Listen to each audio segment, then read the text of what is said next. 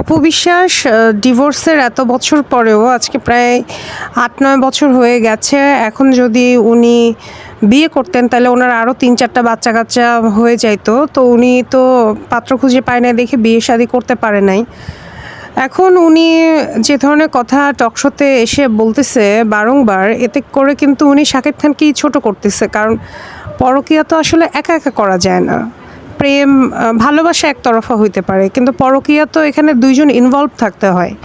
তো সেখানে উনি বুবলি যেখানে তার শ্বশুরবাড়িতে যাওয়া আসা করছে, বীর চলে আসছে, উনি আরেকজন বাচ্চার মাকে এভাবে প্রত্যক্ষভাবে টিভি মিডিয়াতে এসে এভাবে ছোট করছে। মানে এটা তো মানে শাকিব খানের এই বিষয়গুলো ভাবা উচিত। কারণ বীর তো শাকিব খানের হচ্ছে সন্তান, এবং যে উপস্থাপিকার সাথে বলছে শান্তা, সে হচ্ছে অপু বিশ্বাসের বান্ধবী। তো এই ধরনের অরুচিকর প্রশ্ন হচ্ছে টিভি মিডিয়াতে কেনই বা করা হয়, প্রচার করা হয়, এবং এইগুলো তো বুবলির বাচ্চা শুনলে পরবর্তীতে বুবলির খারাপ লাগবে। এবং একজন মায়ের প্রতি তো সম্মান রাখা উচিত, রেসপেক্ট রাখা উচিত, যে আমি কদ্দুর কথা বলতে পারবো কি পারবো না। তো এটা তো তো পরিমণি এত কিছু করার পরেও শুধুমাত্র সে বাচ্চাদেরকে নিয়ে ঘন ঘন ফেসবুকে ছবি আপলোড করে, ভিডিও দেয়, এই জন্য সে মহান মা হয়ে গেছে। আর বুবলি ঘন ঘন ছবি দিতে পারে না, শো অফ করতে পারে না, দেখে কি তার বাচ্চার বা তার কোনো গুরুত্ব নাই? তো অপু বিশ্বাস এগুলো বারবার এসে টকশোতে এবং same topic again and again. আর এটা করে তো সে শাকিব খানকেও ছোট করছে, তাই না? কারণ শাকিব খান তো জানতো যে সে বিবাহিত, বুবলি তো জানতো না যে সে বিবাহিত না। যেমন ব্লু ফেরি লাইলাও হচ্ছে তার আগের 2 হাজব্যান্ডের কথা হচ্ছে সে গোপন করে প্রিন্স মামুনের সাথে রিলেশন করছে, নিজের মেয়ে 2টাকে বলছে আমার বোনের বাচ্চা। তো এগুলো পরিচয় দিয়ে দিয়ে হচ্ছে সে প্রিন্স মামুনের সাথে রিলেশন কন্টিনিউ করে গেছে। তো এখানে তো প্রিন্স মামুনের জানার কথা না। আর সাকিব এবং অপু বিশ্বাসের বিয়ের গুঞ্জনও তো ছিল না, কারণ তারা হচ্ছে 2 জন 2 ধর্মের। এবং শাকিব খান টকশোতে আসলে বলতো আমি হচ্ছে 2 বছর পর বিয়ে করব, লক্ষ্মী একটা মেয়ে দেখে। অপু বলতো আমি 5 বছর পর বিয়ে করব। এবং তাদের প্রেম ভালোবাসা বিয়ে নিয়ে তো কোনো গুঞ্জনও ওই সময় ছিল না। বিয়ে তো পরের কথা, কারণ 2 জন 2 ধর্মের, তাদের ভিতরে বিয়ে কিভাবে হবে?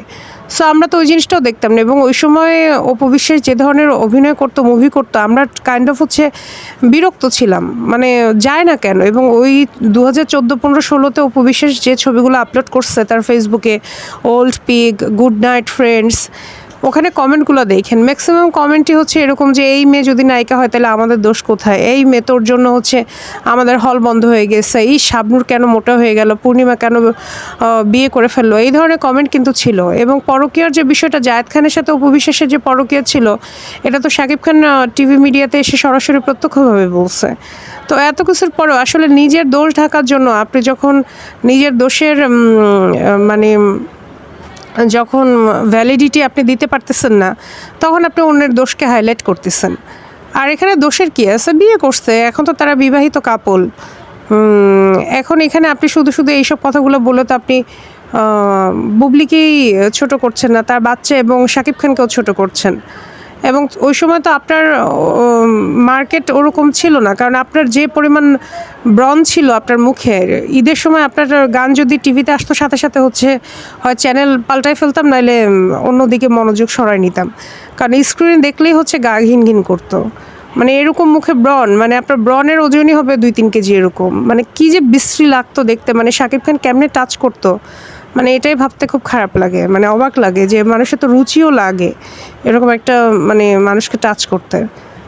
এটা তো কাইন্ড অফ মানে কীরকম মেয়ে বলবো, এরকম মেয়েদের আমি এরকম ব্রণওয়ালা মেয়ে আমি আমার লাইফেও দেখি নাই। আমার নিজের বান্ধবী একটা মনে হয় ছিল, তো সে বেরই হইতো না বাসা থেকে। এবং পরবর্তীতে তার ওইটা আবার ঠিক হয়ে গেছে, বয়সন্ধিকালে হয়েছিল স্কুলে থাকতে, সে বাসা থেকেই বের হইতো না, ঘরের মধ্যে সারাক্ষণ কান্না করতো। আপনি সেখানে এই মুভি টুভি এই চেহারা নিয়ে আপনি অভিনয় করে গেলেন, এই দাঁত, এই নাক, এই ঠোঁট, মানে না আছে কণ্ঠ, তারপরেও হচ্ছে এত বড় বড় কথা কোত্থেকে আসে? মানে নিজের দোষ ঢাকতে অন্যকে নিয়ে এভাবে টানাহেঁচড়া আর কত করবেন? আপনার পাশে বসে বসে শাকিব খান হোটেলের পাশের রুমে অন্য মেয়েদেরকে নিয়ে ফুর্তি করতে, এগুলো তো আপনি নিজের মুখে বলছেন। এই ঘটনাগুলোর সাক্ষী তো আপনি নিজে, এবং আপনাকে পাশে বসে রেখে সে অন্য মেয়েদেরকে আই লাভ ইউ বলতো, বিয়ের প্রস্তাব দিত, তাকে তো পরকীয়া করতে আপনি উৎসাহ দিছিলেন। এবং আপনি কীরকম ওয়াইফ? কোনো ওয়াইফ কি তার হাজব্যান্ডকে এগুলো করতে উৎসাহী দিতে পারে? এখন আপনার কেন এত আতে ঘা লাগতেছে?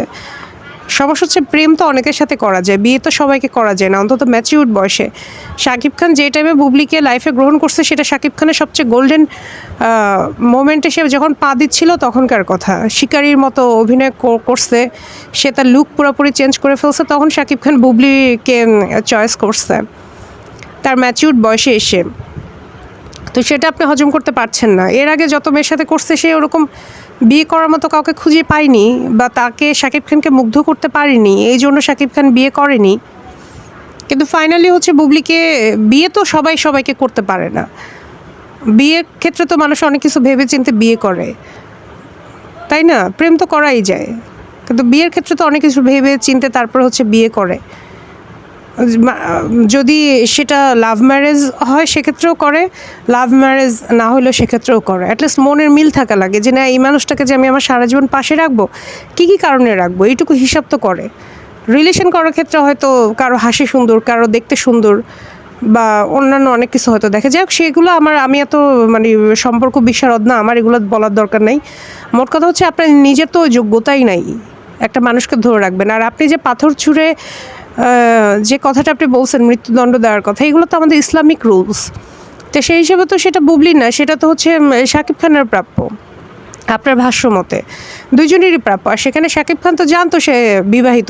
এখন সে যদি তার বিয়ের সম্পর্ক স্বীকার না করে, সেটা যদি ভ্যালু না দেয়, এবং সে যদি মনে করে থাকে আবরাম খান চয়েসে ইমোশনালের ফল, এবং যে বাচ্চাকে সে নিতেই চায় না, দুনিয়াতে আনতেই চায় না, যে বাচ্চা অ্যাবর্শন করানোর জন্য সে কোটি কোটি টাকা পর্যন্ত খরচ করতে চাইছে, সেখানে আপনি ইমোশনাল ব্ল্যাকমেল করে বাচ্চাটাকে নিচ্ছেন। তারপরে এত বড় বড় কথা বলতে আপনার কি লজ্জা লাগে না? আপনার কি লজ্জা লাগে না? আপনি কোন মুখে আবার এইসব কথা বলতে আসেন? মানুষ পর্দালেস হয়। আপনি শাকিব খানকে একবার বলছিলেন যে শাকিব খান পর্দালেস। আপনার মতো পর্দালেস মানুষ তো আমি নায়িকা বাদ দেন, আমি আমার বাস্তব জীবনে এরকম পর্দালেস মানুষ দেখি নাই। মানে এতটা চক্ষু লজ্জাহীন মানুষ হইতে পারে এবং এতটা চোখ উল্টাইতে পারে। হ্যাঁ, দেখছি, আরও দুই একজনকে দেখছি, সে তাদের কথা আমি বলতে চাই না। তারা আমার ব্যক্তিগত জীবনে তারা আমার পরিচিত, তাদের নাম বলে আপনারা তো তাকে চিনবেন না, বা তারা শুনলে হয়তো মাইন্ড করতে পারে। তা আপনি তো এগুলো বলে রীতিমতো হচ্ছে শাকিব খানকে ছোট করতেছেন। এবং শাকিব খানের এখন যে ইমেজ, আপনি এই ধরনের কথাবার্তা বললে তো তার ইমেজের উপরেও প্রভাব পড়ে। আপনি দেখেন যে নিশোকে নিয়ে গতকালকে একটা মহিলা ইন্টারভিউ দিল, কত সুন্দর সুন্দর কথা বললো, সেখানে শাকিব খানকে এত পরিমাণ পচানো হইলো। এই সুযোগটা তো আপনি শাকিব খানকে তৈরি করে দিয়েছেন। আপনি এখন এত কথা বলেন যে আমি অতিষ্ঠ, বিরক্ত। আপনি যে গত 7-8 বছর ধরে বুবলিকে যা খুশি বলে আসছেন, শাকিব খানের পরিবারকে যা খুশি তা বলে আসছেন, মানে নিজে বলার ক্ষেত্রে কোনো সমস্যা হলো না, যেই হচ্ছে এখন এগুলোর কাউন্টার দেওয়া কিছু মানুষ শুরু করছে, তখন হচ্ছে আপনার হাতে ঘা লাগতেছে। মানে আপনি যা খুশি একতরফা বলে যাবেন, কেউ সেটার প্রতি উত্তর দিতে পারবে না নাকি? আপনি কি পড়াশোনা আদৌ করছেন? আচ্ছা, পড়াশোনা করলেই কি মানুষের বিবেকবোধ জাগ্রত হয়? একটা মানুষের বিবেক থাকবে না যে কোথায় কতটুকু বলা যায়? কোনোখানে কাজ নাই, কাম নাই, টকশোতে গিয়ে এগুলো বলেন যাতে করে টকশোতে মানুষ এগুলো শোনার জন্য ডাকে, একই কথা বারবার। একে হচ্ছে তো আওয়ামী লীগের নেতাদের একসময় মনোরঞ্জন করতো, একে কোনোভাবে অ্যারেস্ট করে হচ্ছে জেলে ভরে রাখেন না। ভাবছিলাম বিদেশ গেছে, আমরা হয়তো এইসব আজে বাজে কথা থেকে এখন একটু মুক্তি পাবো, কিন্তু সে যে যাওয়ার আগেও বিভিন্ন জায়গায় টয়লেট করে দিয়ে গেছে, তার ওই গন্ধযুক্ত মুখ থেকে যে বিভিন্ন নোংরা কথা বের করে গেছে, সেটা তো আসলে ধারণা করতে পারি নাই। এগুলোকে ডাকে কেন টকশোতে?